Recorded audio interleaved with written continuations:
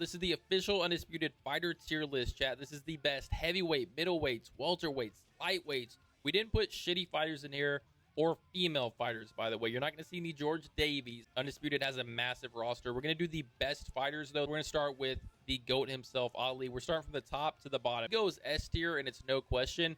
Up next is the Gypsy King, Tyson Fury, man. Not much else to say, bro. Long arms, super tall, hard to hit, great defense, super quick. He's got to be an A-tier fighter for me. Next up is Alexander Usyk, the cat. Meow. His boxing mechanics are super nice. I'm putting Usyk personally in the B-tier slot. Larry Holmes, if you guys haven't used Larry Holmes, dude's got the James Harden step back. He's got the most dominant jab in the game. Larry Holmes is actually amazing, and he goes S tier. He's the best heavyweight to use right now. Joe Louis, this is actually my main in heavyweight, man, and I don't really run heavyweight too much, but when I do, it's Joe Louis. I was kind of left with a foul taste in my mouth back whenever all the Wilder spammers were running loose because I didn't actually drop the game when that shit was happening. I was just fighting through it. His footwork is kind of lacking, man. I just don't think he's as good as he could be. But I'm going to still put him in the B tier because I think he deserves it. And that's my man. Joe Louis is goated. Riddick Bowe. This guy kind of replaced Wilder as the heavy hitter whenever he was, under his nerf. So Riddick Bowe is now that big heavy hitter guy. He has a high power punch rating.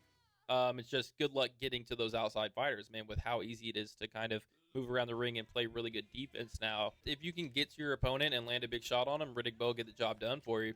I just think he's not quite the guy, man. But I put him at C tier. Tommy Morrison, man. Tommy Gun. I don't love his game mechanics. Obviously, a legendary fighter in real life. Toe-to-toe with George Foreman. One of the best. I just hate his huge, over-exaggerated right hook. He shares that same animation with Roy Jones and Deontay Wilder.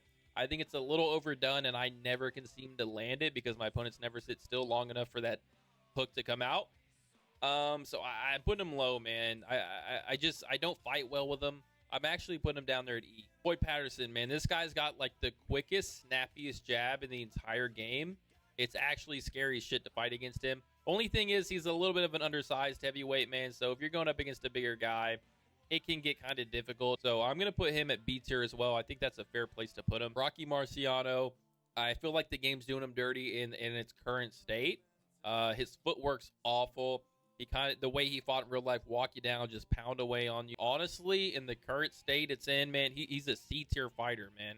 Super short reach, just hard to get to your opponent. The footwork's not there. Deontay Wilder, man, what used to be, I think, an S-tier fighter is now just dog shit. His hooks are very high, right? It's easy as hell to slip under them.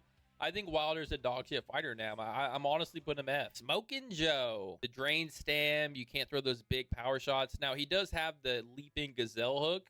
That leaping gazelle lead hook. Kind of a unique animation he has. So he has that going for him. I'm going to put him at C. Dimitri Bivol, man, this is going to be our first light heavyweight. So we're starting to drop weight now. I think I want to put him at B as well. Joe Calzaghe, man, I fought a lot of good Joe Calzaghis. He is super, super good. A little bit slow, but that's just because he's a bigger dude. I love the way he fights. He has pretty good footwork. I'm going to put him at an A, honestly. Daniel Jacobs, another hard hitter, man. Daniel Jacobs going C tier for me. Roy Jones is insane, man. The Philly shell, his quickness, his defense, it's just everything about him is so good. If you don't think he's an S tier fighter, you're off your rocker. Carl Froch, I usually beat the shit out of Carl Froch's online. I'm going to fill him in at the D. I think that's a good spot for him. Not too high, not too low. He's got the nice reach. He's a bigger middleweight. It is what it is. He's okay. Nigel Benn, I use this guy a lot pre-update. He's still a good middleweight. I'm actually going to put him at D, man. He's got heavy hands. I'm putting him at D. Caleb Plant, man, with that Philly shell, you can mold this fighter and become really well with him. I think he has custom animations too. Really nice jab behind him. Nice reach. Do I think he's the best fighter? I really don't. But I am going to put him at the B tier, to be honest. Boom. My main man, Canelo, baby. Unfortunately, he's not an S tier fighter. You can argue that with me if you want. He's an A tier fighter. He is my favorite fighter. He's my most used fighter. I don't use anybody else really but Canelo, just because that's my fighting style. Terrence Crawford, man, with the range and his counter punching. If you fight like a fucking asshole, S tier, baby. I mean, you know what I mean? Arturo Gatti. I don't know how this guy made the cut, honestly. He goes to the bottom. He's an E, and we don't got to say anything else about that. Mir Khan, bro. I would say this guy was a liability and probably an F tier fighter before the update, but now that there's not spammers testing his chin every 10-15 seconds, I think he can kind of hold his own a little bit.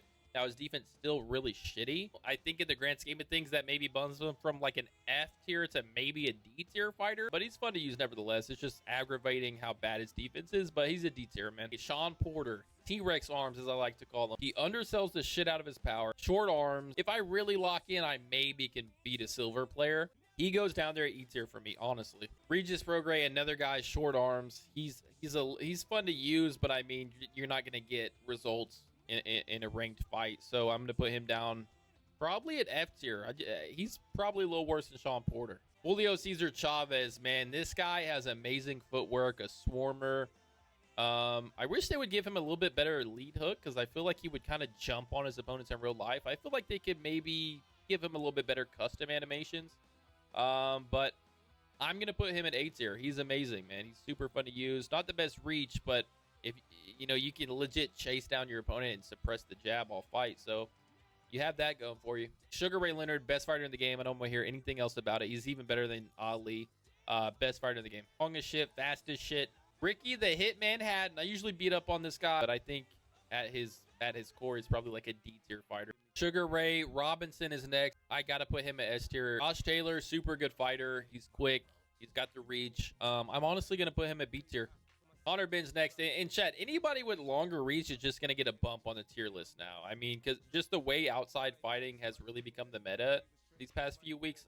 If you have longer reach, you're gonna bump on my end. Good boxing behind him. I would honestly put him at a quality C tier.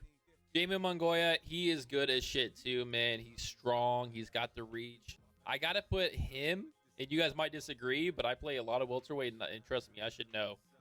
He's an A-tier fighter. Vasily is next. I hear a lot of bad stuff about Vasily. I really don't think he's that bad, especially the comp down there in the lighter divisions. I think he pretty much dominates everybody, especially if you know how to play defense, counterpunch, work the angles, move around. This guy's a wet dream, honestly. Like, honestly.